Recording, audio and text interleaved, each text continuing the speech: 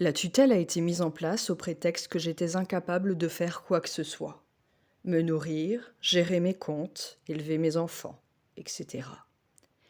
Mais si j'étais tellement incapable, pourquoi m'ont-ils fait jouer dans un épisode de How I Met Your Mother quelques semaines plus tard, puis envoyé sur une tournée épuisante? Au début de ma tutelle, ma mère et la copine de mon frère sont allées se faire couper les cheveux et sont sorties dîner et boire du vin. Les paparazzis étaient sur place pour les prendre en photo. Ça sentait la mise en scène à plein nez. Mon père m'a éloigné de mon petit copain et je ne pouvais plus conduire. Ma mère et mon père m'ont pris ma féminité. Ils étaient gagnants sur tous les plans.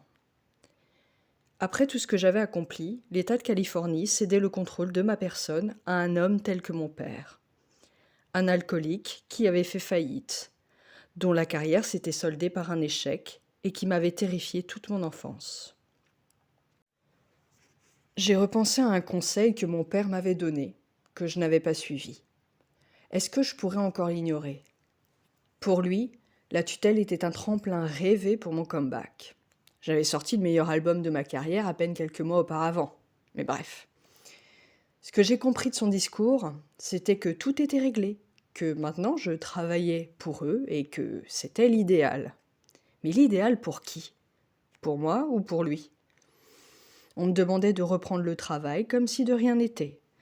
D'un côté, j'étais trop malade pour pouvoir me choisir un petit ami, mais de l'autre, j'allais suffisamment bien pour jouer dans un épisode de sitcom, participer à des matinales et chanter devant des milliers de personnes dans un coin différent du monde chaque semaine. Plutôt surprenant, non? À leurs yeux, j'étais visiblement venue au monde dans le seul but d'alimenter leur compte en banque. En tout cas, c'est l'effet que ça me faisait. Chez moi, mon père s'est attribué la petite pièce qui me servait de bureau et l'emplacement de mon bar pour en faire son bureau. À cet endroit, il y avait un saladier contenant tout un tas de tickets de caisse. Au risque de surprendre, j'étais tellement maniaque que je conservais tous mes tickets dans ce saladier. Chaque semaine, je calculais mes dépenses, à l'ancienne, et je gardais tous les justificatifs pour ma déclaration d'impôt. Cette habitude est ancrée en moi et me reste même en cas de coup dur. Ce saladier rempli de tickets de caisse était donc la preuve flagrante que j'étais toujours capable de gérer mes affaires. J'ai connu bien des musiciens qui prenaient de l'héroïne, qui se bagarraient, qui jetaient des télés par la fenêtre dans des hôtels. Mais moi, je n'ai jamais rien volé, ni blessé qui que ce soit, ni pris de drogue dure. En revanche, je conservais les justificatifs de mes dépenses. Jusqu'à ce que mon père intervienne. Il s'est débarrassé de mon saladier et a installé ses affaires sur le bar. « Je tiens à ce que tu saches que c'est moi qui décide, a-t-il déclaré. Toi, tu restes assise et c'est moi qui vais te dire comment ça se passe. Je l'observais, horrifié, quand il a ajouté « Britney Spears, désormais, c'est moi. »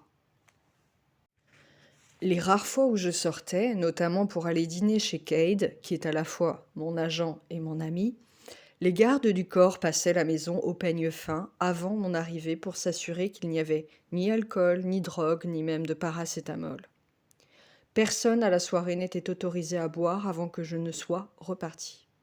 Les autres convives ont toujours joué le jeu sans faire d'histoire, mais je me doutais bien que la vraie soirée ne commençait qu'après mon départ. Si quelqu'un voulait sortir avec moi, les gardes du corps appliquaient les consignes de mon père. Ils enquêtaient sur son passé, lui faisaient signer un contrat de confidentialité et lui imposaient même une prise de sang. Et mon père m'a dit aussi que je ne pourrais plus jamais revoir le photographe avec qui j'étais sortie.